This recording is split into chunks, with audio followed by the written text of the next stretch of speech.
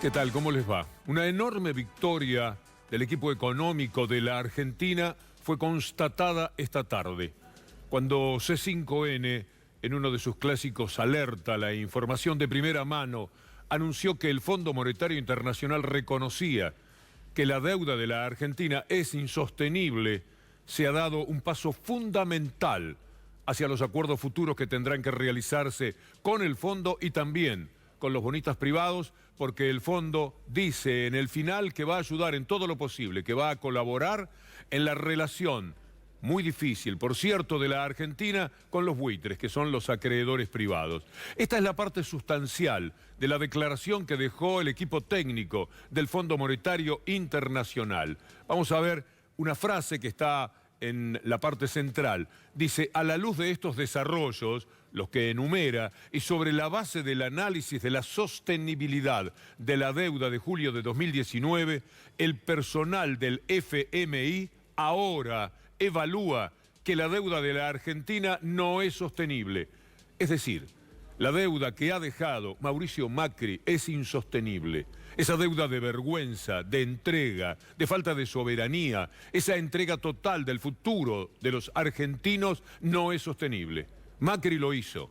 Lo hizo también, por supuesto, todo el entorno de quienes desde las corporaciones continúan dirigiendo a la República Argentina. Macri lo hizo en medio del silencio y nunca una acusación de esos medios cómplices que tanto tienen que ver con las desgracias de la Argentina. Vamos a recorrer algunos de los puntos fundamentales de lo que ha dicho el Fondo Monetario Internacional al partir de la República Argentina. Dice que en 2019, esto es importantísimo, en el contexto de la cuarta revisión, en esa ocasión, la evaluación general fue que la deuda pública de la Argentina era sostenible, pero con no alta probabilidad, dado los riesgos sustanciales que ahora se han materializado. Sigamos, quiere decir que el fondo siempre supo, julio del 2019, que esto venía muy mal en pleno gobierno de Macri, pero había elecciones, y lo decía suavemente como para cubrirse. El fondo siempre se ha comportado bochornosamente con respecto a la Argentina. Sigamos un poco más. Desde entonces, esos riesgos a la sostenibilidad de la deuda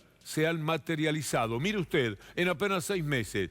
Bueno, el fondo es un gran responsable, por supuesto, pero es aliviador que esta gente del equipo técnico, que no tiene nada que ver quizás con los factores políticos vergonzantes del Fondo Monetario Internacional, diga esto que vamos a seguir describiendo en las frases que nos parecieron las más importantes a rescatar. Veamos la próxima, porque en todo el desarrollo de 2 carillas de los comentarios del Fondo Monetario Internacional surge esto, por ejemplo. Como resultado, la deuda pública bruta aumentó a cerca del 90%. Debo decirle que ya es más. A fines del 2019, 13 puntos más que la proyección en el momento de la cuarta revisión. ¿Se acuerda lo que le leímos de julio? 13 puntos aumentaron esos riesgos en apenas 5 o 6 meses. Que no vengan con ese cuento. Los técnicos que se portan correctamente en este informe y que van a ayudar a la Argentina seguramente con lo que están diciendo, son conscientes de que ya lo sabían en julio, que vienen ahora con que aumentó y se materializaron los riesgos que había. Pero esto es muy importante. De todas maneras, yo le estoy hablando de una buena noticia, desde el fastidio, la indignación, la bronca que todo esto provoca por lo que ha hecho el Fondo Monetario Internacional y por lo que el gobierno de Macri ha dejado para el futuro inmediato y después a 100 años de la República Argentina. Lea esto conmigo. Dicen los técnicos del fondo: se necesitaría, para reducir la deuda pública y las necesidades de financiamiento bruto a niveles consistentes, con un riesgo de refinanciamiento manejable y un crecimiento del producto potencial satisfactorio, todo eso no es económica ni políticamente factible. Mire usted lo que dice el Fondo Monetario Internacional, lo que venía diciendo Martín Guzmán, a cargo del equipo económico, lo que sostuvo con una gran energía cuando estuvo en Washington y cuando se presentó en el Congreso en medio de esos disparateadores seriales, de esos grandes responsables de esta desgraciada circunstancia de la Argentina, que eran el bloque de Cambiemos, que después se mandaron a una conferencia de prensa para decir que tenía gusto a poco. ¿Gusto a poco? Melconian dijo, habló de cabotaje. ¿De cabotaje? A mí me parece que tomaron nota quienes no son habitantes de la Argentina, y sí gentes del Fondo Monetario Internacional. Algo más para leerle, porque esta es la gran noticia del día, los títulos de los diarios de mañana. Mire, casi es tan bueno esto, que son títulos a prueba de la maldad de Clarín y de Nación. No tienen cómo encontrarle la vuelta. El personal del FMI hizo hincapié en la importancia de continuar con un proceso colaborativo con los acreedores privados para maximizar su participación en la eventual operación de la deuda. Esta situación. La Alianza Cambiemos modificó el modelo económico. De uno productivo pasó a otro, donde solo ganó el sector financiero. Nos endeudó a todos los argentinos por 100 años. Pero aunque todos vamos a tener que pagarla, solo unos pocos accedieron a esos dólares. El 90% de los dólares que pidieron se fugó. Es inadmisible. Este hombre intenta volver a la política, pasó por un feudo de Cambiemos y allí se hizo ver un poco. No tendría ni que asomar la cara. Al fin de cuentas, Duhovne, Caputo, que han desaparecido de nuestras vidas, dicen que andan por los Alpes suizos, que hacen negocios en Wall Street, pero no están ya, se fueron, por lo menos no aparecen para dar sus caras de gente poco venerable en la conducción de la República Argentina. Macri intenta volver y es el gran responsable, por más que ha dicho, muy suelto de cuerpo, el otro día ya en Villa La Angostura, yo les decía que no se metieran en tanta deuda, que un día los mercados no te prestan más y nos vamos a ir allá mismo. Bueno, nos fuimos, Macri, estamos donde usted ha dicho, con esas palabras no demasiado académicas, efectivamente tenía razón, ahora intentando quitarse el sayo de la responsabilidad que tiene, porque sin mal no teníamos entendido. Usted era el presidente de la República, aunque cueste creerlo y cada día más. Manejaba el país, era el hombre de las alfombras rojas, el que se reunía con presidentes y decía, nos vamos a embuchar de dólares, van a venir las inversiones, no le vamos a dejar deuda a nuestros hijos y a nuestros nietos. ¿Qué decía este hombre? Que estaba contrayendo una deuda a 100 años, para que usted recuerde siempre el dato de lo que le ha hecho Macri, de lo que le ha hecho el neoliberalismo, la gente de Cambiemos a la República Argentina. En pocas palabras, un informe que ya le hemos presentado de Alfredo Zayat. De interés que se comprometió a pagar por esos 100 años es del 7,125% anual. Como la deuda emitida a 100 años es por 2.750 millones de dólares, de aquí a cada uno de esos próximos 100 años se va a pagar 196 millones de dólares por año solo por esta deuda. Quienes compraron esta deuda, al cabo de 14 años ya van a recibir todo el capital que invirtieron. Los 86 años siguientes van a cobrar intereses ya de esta deuda. Es una operación ruinosa para la Argentina. Esto le han hecho a la Argentina. Esto, entre tantas otras deudas. Por supuesto, cuando los técnicos del fondo, que deben ser distintos a los grandes bandoleros que dirigen políticamente al Fondo Monetario Internacional, vieron los números y vieron que, por ejemplo, había una deuda a 100 años, que al cabo de 14 ya recuperan todo y después tienen 86 años a 200 millones de dólares, que tendrá que pagar un presidente que todavía no ha nacido. Quizás no ha nacido el padre del presidente, que va a terminar pagando la deuda en el 2117. ¿Usted le parece lo que nos han hecho? ¿Cómo podemos mantener la calma frente a ese retorno de Macri con una sonrisa o esa explicación de Macri? Yo les decía que no tomaran tanta deuda y no me hicieron caso, que nos íbamos a ir. Qué vergüenza todo esto. Pero además, qué dolor que sean los medios de comunicación los grandes cómplices de esta tragedia económica que le toca afrontar a la Argentina y que llevó a Claudio Lozano a pensar que la Argentina se tiene que defender en la mismísima ONU. Fondo no respetó su estatuto y puso dinero que salió por otra ventanilla. Argentina pagó 28.000 millones de dólares mientras el fondo le prestaba y fugó 36.000. Argentina tenía fondos propios para no haberse endeudado y haber pagado su deuda. O sea, el fondo hizo todo mal y lo hizo violando sus propios estatutos. Por eso es que hay corresponsabilidad. No es que la responsabilidad es de la Argentina, también es del fondo. Y en ese sentido Argentina debiera evaluar llevar este caso al mandante del fondo, que son las Naciones Unidas. Debiera llevar la discusión de un organismo que no cumplió con el rol que tiene que cumplir. Sí, es lastimoso para la Argentina, para todos ustedes. Estamos discutiendo cuánto aumentaron las jubilaciones. Los grandes bandidos de los medios, como Clarín y Nación, tratan de darle manija para que la jubilación no sirva. Cuando estamos en un país donde el 90% gana menos de 45.000 de jubilación. Y si se atendió primero a los más heridos de este verdadero desastre que dejó la Argentina. Estamos discutiendo cómo hacer con la jubilación, haciendo los números, buscando, sacando, raspando la olla. Está en estos momentos la Argentina frente a esto, y por esto fundamentalmente, teniendo que pensar en la deuda, no poder parar la pelota y decir, bueno, ¿qué hacemos de lindo para la República Argentina? Todos estamos pagando a 100 años. Mira a su nieto, un año tiene. Bueno, si llega a vivir 100 años, cosa que puede suceder para los tiempos que vienen, él será testigo de cuando se pague la última cuota de la Argentina de esa deuda a 100 años.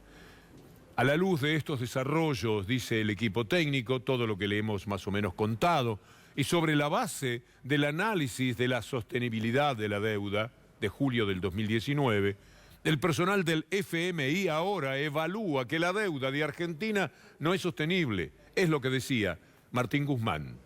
El Fondo Monetario Internacional es también responsable por la crisis de deuda y la crisis económica que Argentina está viviendo hoy. Es necesario que haya una reestructuración de la deuda profunda. Está claro con estos números que va a haber frustración por parte de los bonistas. Y lo central de esto es que nosotros no vamos a permitir que fondos de inversión extranjeros marquen la pauta de la política macroeconómica. Extraordinario. Por eso es un triunfo de este hombre, del equipo económico y por supuesto del presidente. La tarde de hoy es la mejor tarde desde que son gobierno, porque les dan la razón. Porque todo lo que han venido diciendo es reconocido por los técnicos del Fondo Monetario, que miran números, miran la verdad de la relación. Si usted lee todo el comunicado, se cae de espaldas. Dice, pero esta gente, ¿quién lo escribió esto? ¿Alberto Fernández? No, los técnicos del Fondo Monetario Internacional. Es un gran alivio poder ahora cotejar con otra realidad, con otro reconocimiento de cómo está la Argentina, después que era gracioso aquello de Melconian. ¿Se acuerda lo que era la Argentina para el fondo, no? Muy rápido de reflejo el presidente llamó al fondo. Y tienen de cliente a Costa de Marfil, a Guinea, a Egipto. ¿Cuándo apareció Argentina? Es un bombón. Eso es gracioso, lo del bombón es gracioso. Le faltó agregar en la puerta de la escuela. Es, sí, para una sonrisa. Lo que viene ahora es para mortificarse, para saber lo que ha sido Macri, lo que ha sido Cambiemos, y siempre tenga en cuenta los medios de comunicación que no paran de mentir contra este gobierno. En cada uno de los datos que han dado, más adelante tenemos que hablar de otra mentira de hoy, no de la de ayer, ya pasó la de ayer. Y después tendremos que ver cómo se animan a mentir mañana de acuerdo a estos datos. Pero Melconian dice algo gravísimo. ¿Por qué el Fondo Monetario Internacional le dio la plata que le dio a Macri y a Cambiemos? El préstamo del fondo está claro que fue un monto récord en tiempo récord con apoyo político. Eso está claro, porque yo lo he escrito en su momento. No vi con tanta rapidez semejante magnitud sin hacer los deberes que corresponden para ver si sos merecedor o no de eso, que se llama Debt Sustainability Analysis, análisis de sustentabilidad, si lo que te estoy dando lo podés pagar. Vos recordás que había un título insólito en el acuerdo con el fondo que decía, Argentina puede pagar la deuda pero con baja probabilidad o no con alta probabilidad. Yo nunca vi un título así. Efectivamente, y dice Melconian, yo no sé si se escuchó en la primera parte, que el préstamo es estrictamente político, por una intencionalidad política del Fondo Monetario Internacional, como ha dicho Alberto Fernández. ¿Sorprende que el 61% de la plata que prestó el Fondo Monetario Internacional sea para la Argentina? Y claro que es sorprendente, pero yo se lo expliqué también hoy al enviado. Yo entiendo que por razones políticas han querido financiar al gobierno de Macri. En verdad es dinero que no fue para la Argentina, fue para el gobierno de Macri, para que el gobierno de Macri pueda sostenerse hasta este punto. Es la responsabilidad que le cabe al fondo en todo lo que ha ocurrido. Piensen ustedes que el fondo hasta aquí ha depositado 39.000 millones de dólares de los 57.000 que debe depositar, y de esos 39.000 millones de dólares, 30.000 se fugaron, y en verdad el fondo, en su carta de creación, en el artículo sexto, prohíbe que los recursos del fondo sean utilizados para ese fin. Por eso insisto en que el fondo tiene una obligación directa en lo que nos está pasando, y fue lo que yo le observé al enviado del fondo. De eso se trata, luchando contra el fondo y los que hacen negocios con el fondo, porque, bueno, Clarín y Paul Singer fueron socios en el momento del juicio que se hacía en Las Vegas contra Cristina Fernández de Kirchner, cuando al final lo que terminaron encontrando fue los Panama Papers de Macri, de sus asociados y de los dueños de los medios de comunicación. Algo tan perturbador. Pero ahí vamos a poner ahora los curros de Macri. Deuda impagable y curros, que es una palabra que viene a reflejar claramente lo que ha hecho este hombre al pasar por el gobierno. Mire, ocupémonos de Vicentín. 18.000 millones de pesos, 350 millones de dólares en el cálculo de ahora. Si uno va a prorratear, capaz que son más de 400 millones de dólares que le dieron a Vicentín. Entonces, cuenta, Raúl Colman muy bien dice, Vicentín aprovechó que no había que traer los dólares de las exportaciones. Exportó por miles de millones, dejó la plata afuera en Paraguay, en Uruguay, o con alguno de sus socios en el mundo, y mandó al bombo la empresa en la Argentina. Esta es una abierta posibilidad. Vayamos, son tres más las que analizó muy bien Raúl. Vicentín usó la plata del Banco Nación para crecer de forma espectacular. Como señala Claudio Lozano, entre 2015 y 2018, Vicentín arrancó en el puesto 19. Pero no se olvide que Vicentín puso plata, mucha plata para la campaña de Macri. Entonces saltó al sexto lugar. Le ganó la pulseada a Coca-Cola. Mire cómo será la cañada si el gato la cruza el trote. Pasamos a otro de los motivos que hay para envalentonarse con esto que ha pasado con Vicentín y el Banco Nación de González Fraga. Vicentín fue vaciando la empresa para producir un concurso de acreedores, luego exigir una quita de toda la deuda, comprar la deuda. Nos han hecho de todo. Estos son los curros de Macri. Ni siquiera estos son los que hizo a título personal, que son peores, es más plata la que hay. Cuando hay más plata es para él, o para los amigos más cercanos, puede ser un Caputo, un Mindlin. Y por último, me parece que había uno más, Vicentín consiguió cifras fabulosas del Nación de González Fraga. Qué tan pobres son los pobres, ¿no, González Fraga? Demoró los pagos a sus proveedores, no trajo los dólares de las exportaciones y no fue pagando los préstamos. Se creían que podían tener préstamos de 18.000 millones de dólares. Bueno, estos sí que podían creerse eso, porque realmente lo tenían. Pero a Vicentín, poco habría que decirle si uno piensa que Cornejo, que se cree todo un prohombre en la provincia de Mendoza, le hizo lo mismo al Banco Nación, como Miguel Ponce de León en ADN denunció el otro día. Los curros tienen que ver con cómo administraron el Banco Nación y a quiénes beneficiaron. Te vamos a mostrar la operatoria del saqueo del Banco Nación en varios documentos, en donde está registrada en algunas oportunidades incluso la participación de González Fraga. Fíjate, bien, en este documento ahí le piden a Javier González Fraga directamente el gobernador de la provincia de Mendoza. Sí. Fíjate, cuando las pymes se estaban fundiendo y necesitaban el dinero, lo que hicieron fue trasladarle millones a administraciones amigas. En ese momento era Cornejo, ¿no? El que ahora es diputado nacional y que fue ahora a escucharlo a Martín Guzmán y se queja por la deuda. Es el mismo, Cornejo, el que es diputado nacional, que era gobernador y que firmó acá. Siempre es una invitación a que usted busque estos informes, están en YouTube, en C5N. Hay que verlos. Es un gran trabajo el que hacen mis compañeros de ADN, Alejandro Berkovich, Julián Guarino. Son investigaciones muy precisas. Nunca han sido refutadas. Nunca. Y esto es muy, pero muy valioso, porque la mentira no es nos podemos equivocar, pero no es el trasfondo de nuestras vidas en C5N. Mire, AISA, para que usted vea lo de la deuda, le mostramos recién la deuda a 100 años. ¿Usted puede creer que AISA haya pedido 500 millones de dólares? ¿Quiénes son los de AISA? ¿Por qué podían pedir 500 millones de dólares? Era un viva la pepa este país en materia de deuda. AISA se cortó solo, mandó a sus directivos a Londres, lo pasaron increíble, 10 días por allá, 10 días por acá, grandes reuniones, 500 millones. AISA, también por supuesto algo absolutamente criticable, parte de los curros del gobierno de Macri. Pero todo protegido por un medio periodístico en especial, dos, que no paran de mentir. Ahora fueron otra vez a la carga con el tema de las jubilaciones. Usted tiene que prestar atención, trabajar de ciudadano, va a escuchar a Moroni ayer hablando de las jubilaciones a futuro. A ver qué es lo que dice. ¿Me voy a jubilar a los 60 o a los 65 si soy mujer en la Argentina? No sé. Eso tenemos que discutirlo. Yo comparto con usted que eso es un tema que hay que discutirlo. Pero hay que discutirlo, no es una definición del ministro.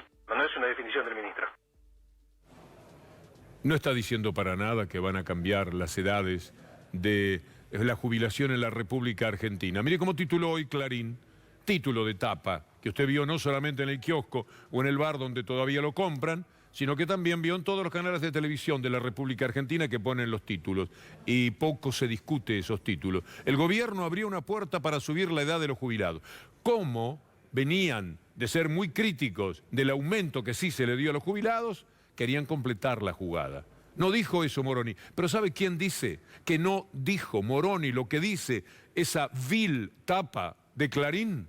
Clarín, porque ellos usan el título para envenenar a todo el mundo, después un poco de periodismo. El que redactó la noticia, que quizás es decente, cayó en manos de un editor que puso el título que se le antojaba. Mire lo que dice adentro Clarín. En este título, el gobierno abrió la puerta para una suba en la edad jubilatoria. ¿Lo tenemos? Ahí viene. ¿Pero se hará una reforma bajo su gestión o la del presidente Alberto Fernández? Preguntó Clarín. Y la respuesta: está fuera de agenda. No lo veo para este gobierno, o al menos para este periodo presidencial, remarcó. Es increíble. El propio diario desmiente a Clarín. Claro, esto pasa. El autor de la nota puso lo que había hablado. El editor, el que tiene línea directa con Mañeto, el que tiene que cometer las infamias, se largó con eso, con el título de que el gobierno abre la puerta para estudiar la suba de la edad de las jubilaciones. De tal manera que aquel que anda medio fastidiado, porque no le tocó un 13, le tocó un poco menos en esta necesidad de equilibrar un poco el mundo de las jubilaciones, dice, y encima mirá lo que están haciendo. Y le dan manija a la gente. Hoy Moroni, por supuesto, dijo algo sobre el título. Su colega, que tenía 31 años de edad, era disparatado pensar que cuando llegara a su edad jubilatoria, la edad jubilatoria va a ser 65 años. O sea, estamos hablando de una persona de 31 años, o sea, algo que va a pasar de 34 años. Y yo me dije, bueno, que sí, que los sistemas previsionales en el mundo tuvo ese debate. Pero no es agenda de este gobierno, no hay proyectos ni agenda de este gobierno. No es agenda de este gobierno, no hay proyectos ni agenda de este gobierno. Es una cuestión de los parámetros de los sistemas previsionales que están en discusión en todo el mundo. Pero está fuera de nuestra agenda. Nosotros no tenemos ese problema. No lo tenemos como agenda de gobierno, no lo tenemos como proyecto, no lo tenemos como agenda de gobierno, no lo tenemos como proyecto. Y nunca dije eso, o sea, se plantea una cuestión teórica, técnica, respecto de una persona de 31 años de edad. Ellos mandaron a la tapa lo que usted vio. Quizás porque es una compulsión que tienen a la mentira, a la infamia, al descrédito de los demás y sobre todo de un gobierno que todavía no saben hasta qué punto van a poder dominar si es que lo consiguen. Alejandro Banoli puso un tuit muy rápidamente, con buenos reflejos también, diciendo esto que usted puede leer en pocas líneas. Desde ANSES queremos aclarar que no está previsto modificar la edad jubilatoria en el régimen general. ¿Cómo nos pasó Macri? ¿Cómo nos pasó todo esto? Bueno, con unas campañas extraordinarias contra el honor de las personas, contra la libertad. Son hoy día presos políticos. Por ejemplo, el caso de Vudú. Vudú está preso con el testimonio de Van der Broel, el que le pagaron 2 millones de pesos, le dieron la libertad, que no tiene precio. ¿Cuánto vale la libertad para una persona que iba a estar presa, como está Vudú? Está libre, con un hotelito precioso en Mendoza, entre los árboles, una maravilla, juega por internet, trae clientes. El gobierno le pagó todo lo que tenía que hacer era lo que va a ver enseguida, porque antes quiero que escuche a Patricia Bullrich, entrevistada por el colega Gabriel Ietza, en términos irreprochables y desnudando la capacidad de mentira que tiene esta persona.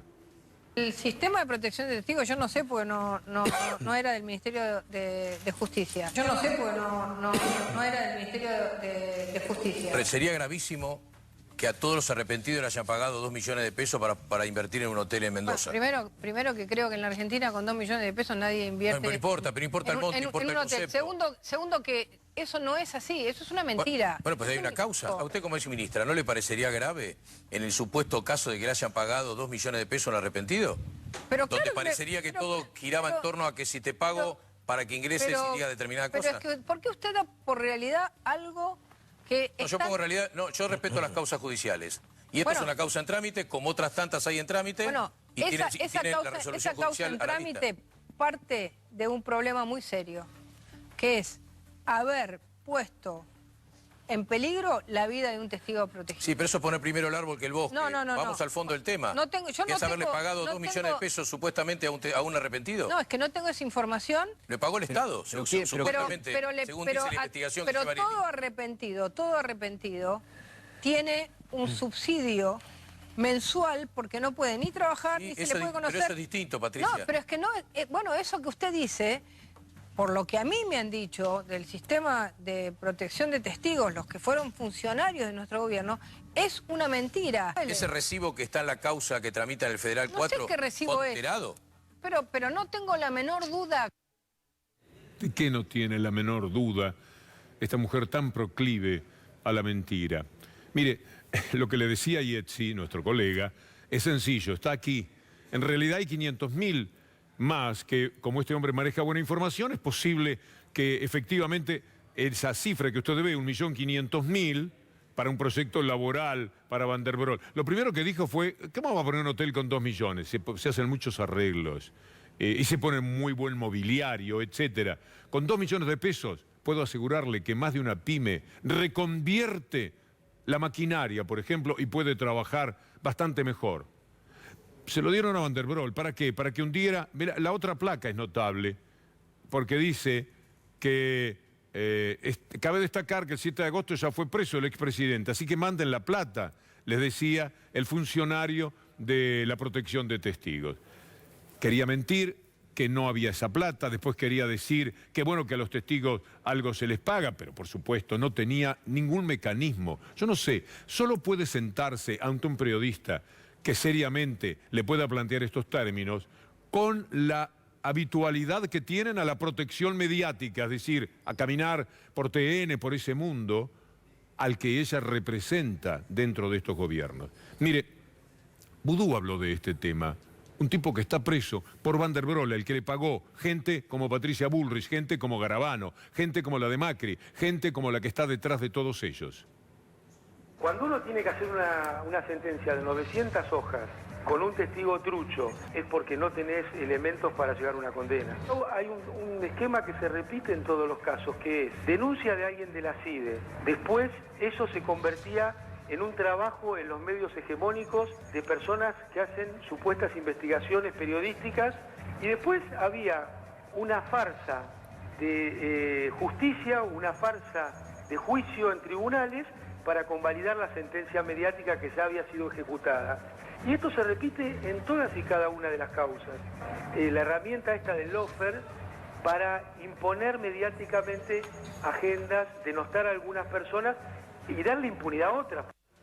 Vamos a seguir con el tema del lawfare en días siguientes porque el Papa ha hablado, Zaffaroni lo ha dicho, Alberto Fernández, el señor Alberto Lugones, presidente del Consejo de la Magistratura. Si algo se ha hecho que no tenga valor de una buena justicia, bueno, hay que ver de nuevo esas causas, hay que verlas de nuevo, es lo menos que se merece y es todo lo que quieren los que están presos, porque hasta cuando alguno sugirió un indulto del que nadie habló, ellos dijeron, indulto yo no quiero, yo quiero que me hagan un juicio bien, no con ese pelotón de fusilamiento infame, en el que tenía Macri un integrante al que iba a poner después en una cámara un señor, bueno, retiro, un tal Bertuzzi, que es el que estaba ahí empujando para que fuera preso Vudú, y él, así como Van der Brohe se iba a su hotel de Mendoza, él se iba a una Cámara Federal. Es una locura lo que ha pasado en la Argentina. Es algo inadmisible. Todas son cosas que no se pueden creer, cuando además pasan por la mafia de Clarín. Mire, mañana tengo que ir a un juicio. Lamento porque estoy en pleno programa, tendré que dejarlo. Era a las 10 de la mañana, pedí que fuera a las 11 y voy a ir a las 11. Me citan por un caso en el cual una persona, un señor Claudio Daniel González, por amenazas coactivas, tiene que dar explicaciones y va a hacer una oferta de tipo económico, una reparación económica, para ver si yo quedo satisfecho. Por lo que me han dicho, no hay manera de que quede satisfecho. ¿Usted sabe de qué episodio estamos hablando? Le cuento. Clarín, además de Nextel, Telecom, papel prensa, todo lo que se ha robado en su vida, el fútbol, también se robó una calle. Se llama Ascasubi. Ya el tema ha perdido vigencia. Macri, Rodríguez Larreta han mentido, decían, no sabemos qué calle, Ascasubi. Rodríguez Larreta decía, yo conozco toda la ciudad, pero esa calle no.